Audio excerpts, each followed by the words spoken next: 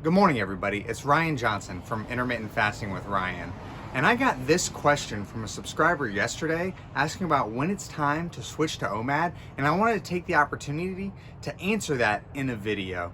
So in today's video, I'm going to give my opinions on the 3 times when it's time for you to start looking at OMAD, or 1 meal a day, as a way to switch up your fasting protocols. So OMAD, or 1 meal a day, is essentially doing anywhere between like a 22 and 24 hour fast and getting in all of your calories in a short period of time. And I recommend you do that for one of 3 reasons. And I'm going to cover all of those in today's video. So the first time that I recommend doing OMAD is as a way to manage your overall calorie intake throughout the course of a week.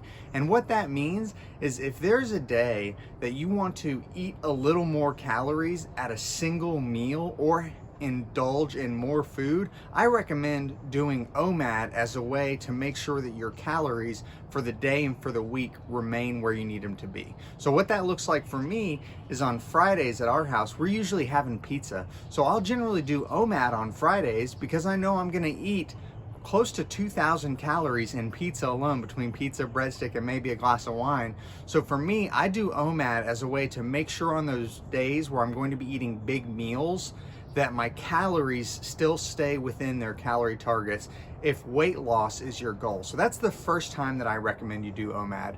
The second time that I recommend you do OMAD is when you have become used to intermittent fasting and your body just isn't hungry when it's time you would regularly break your fast. So what that means is generally I'm doing between 16 and 18 hours fasting. So I'm breaking my fast usually between noon and probably 2 o'clock p.m. And usually by that time, I'm pretty hungry. My body is used to eating around those times. So my body starts sending those hunger signals that it's time to eat. Now, there are some times where 2 o'clock rolls around and I'm not hungry. And on those days where I don't feel hungry, I listen to my body and I will extend my fast and usually do OMAD on those days.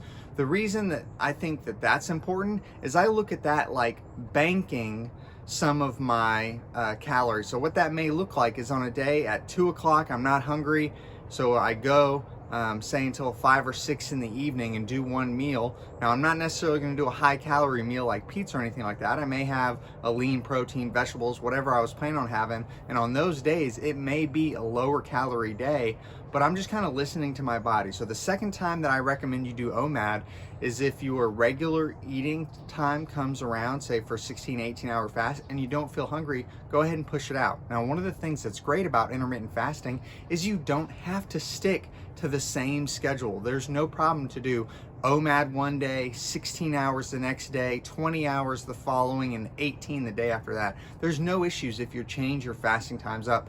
So you can do OMAD if you're just listening to your body, and on a specific day, you may not be hungry at your normal eating window. So just go ahead and push it out and do OMAD. And the third and final time that I recommend trying OMAD is if you've been intermittent fasting for a while and you've hit a plateau. Now, I define a plateau as you haven't lost weight, you haven't lost inches, and your progress photos haven't changed in over 3 weeks. Now, if your weight hasn't changed and it's been less than 2 or 3 weeks, I wouldn't say that you're in a plateau. I would just keep doing what you're doing. At the 3-week mark of no movement on the scale is when you can try to switch in OMAD.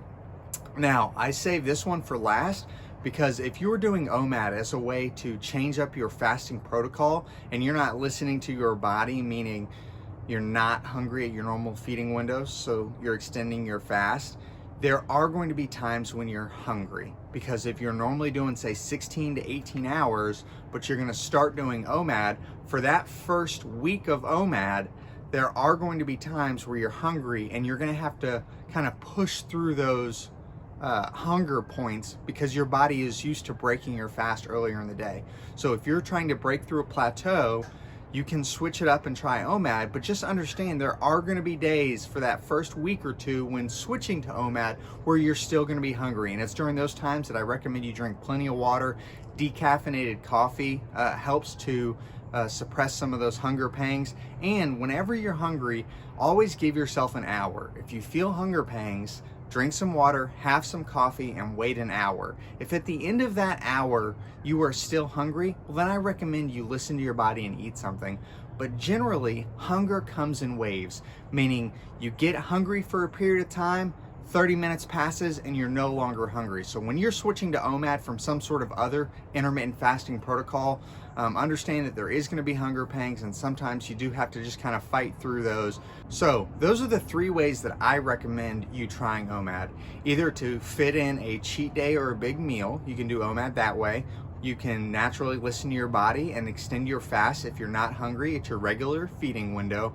Or if you're trying to break through a plateau, you can switch up your regular intermittent fasting schedule and throw in some OMAD. Just understand that is going to take some time, and there are going to be times where you got to go through some of those hunger pangs. So that's all I've got for today's video. Thanks again for watching, and I'll see you in the next one.